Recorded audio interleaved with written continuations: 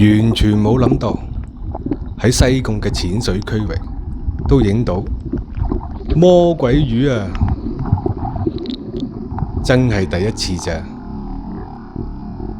今日行程係一條環迴路線，過咗橋咀泳灘就落水啦，游到橋咀北碼頭就直接游去對面島大鏟洲，順完外灣再兜去隔離島小鏟洲，喺北面登陸，經連島沙灘慢慢行去白沙洲大丘，之後回程經內灣沿路折返游返去橋咀島。出發啦！我哋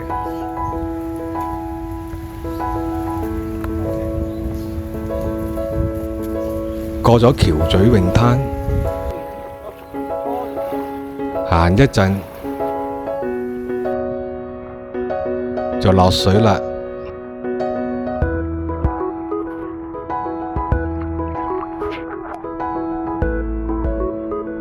一落水就有條蝦虎魚喺腳邊啊！附近呢都有唔少魚仔啊！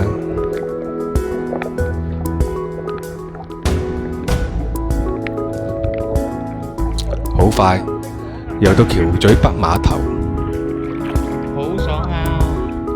既然一場嚟到，梗係要上岸觀光一下啦！冇諗到一個偏僻嘅碼頭都會起咁靚嘅街燈，乍眼睇更加似一個私人碼頭啊！好，係時候一口氣游過對面島啦，大鏟洲。我哋喺呢度游過嚟嘅，第一個島啦，我哋而家已經係游咗。好過癮，攰死我啦！呢度有好多珊瑚啊！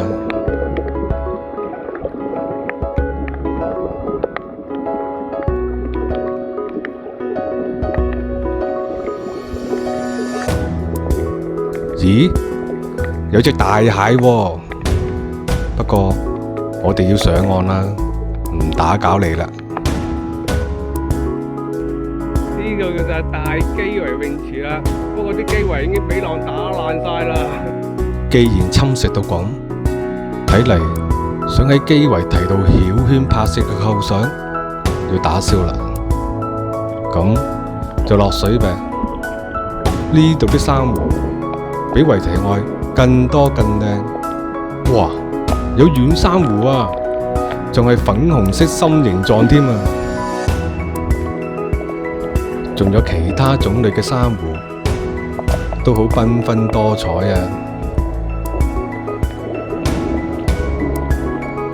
哈哈，終於見返啲魚仔啦！不過一時唔覺意驚動到佢哋添。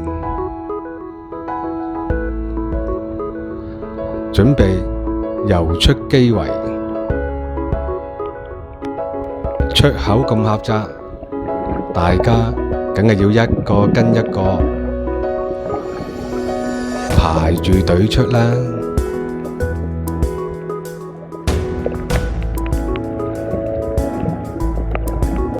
沿外灣游，再兜去隔離島小鏟洲。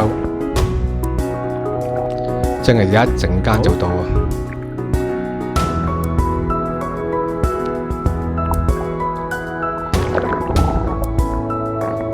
呢度有不一樣嘅珊瑚啊！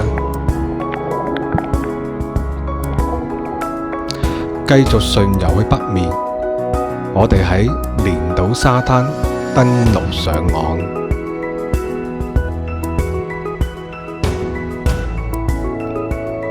哇，好熱鬧啊！真係人氣滿滿啊！計一計，我哋足足有10年冇嚟過啦。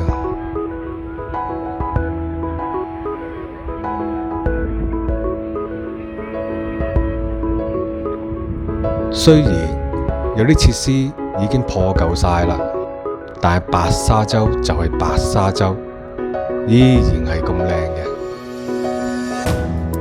行到沙灘尾，去到舊燒烤場為止，我哋準備駐紮用餐啦。一坐低就見證咗一段大自然嘅弱肉強食啊！整理好行裝，我哋就照舊去巡下場先。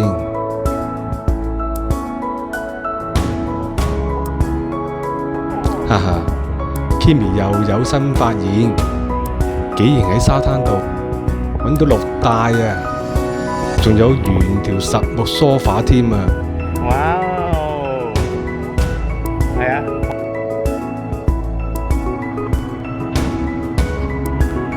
飲飽食醉後，我同 Andy 講返以前，其實每逢11月左右，白沙洲都會鋪滿一地手掌大嘅海星嘅。點知佢急急嘅就落水，喂，家下先9月初喎，嘿嘿，真係俾佢搵到。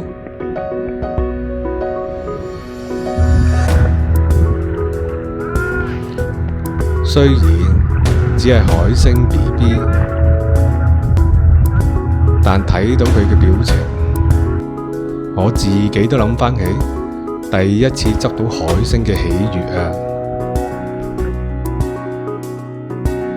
之後開始回程啦。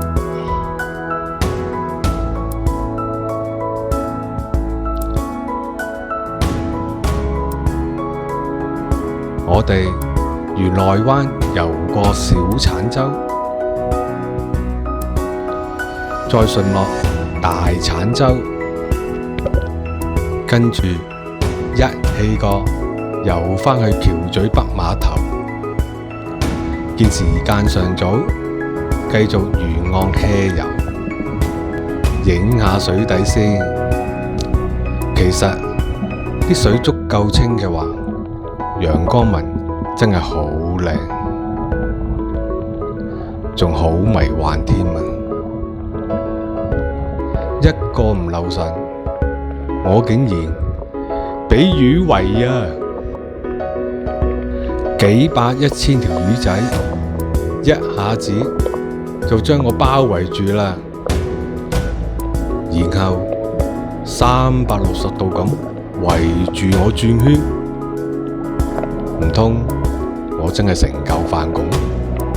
佢哋以為可以拎我嚟開餐？記得以前去外國玩，都試過俾大魚群包圍住，但係嗰時身處遊客區，嗰啲魚算係半飼養吧。呢次算係第一次有野生魚群主動圍上嚟啦。雖然係啲魚毛仔，但呢種體驗真係好難能可貴啊！本來咁樣已經足夠喜出望外啦，點知仲有更雀躍嘅意外驚喜啊！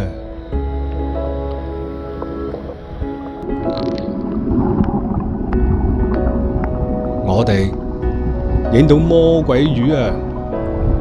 喺咁淺小嘅區域，竟然都會遇到佢，更莫講話喺橋咀島範圍啦，真係又一個第一次啊！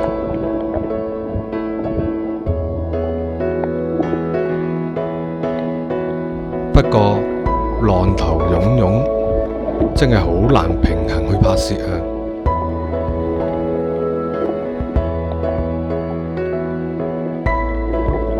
喺呢個時候，就真係考考你有冇鍥而不捨嘅精神啊？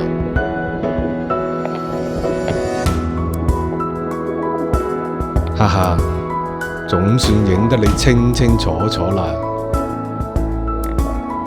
真係靚到啊！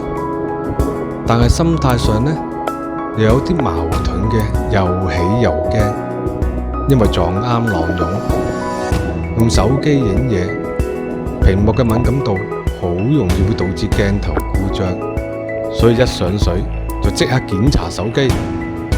好彩 ，yes！魔鬼魚啊！第一次到呀，係啊，第一次啊，我都挨近傍晚，係時候要離開啦。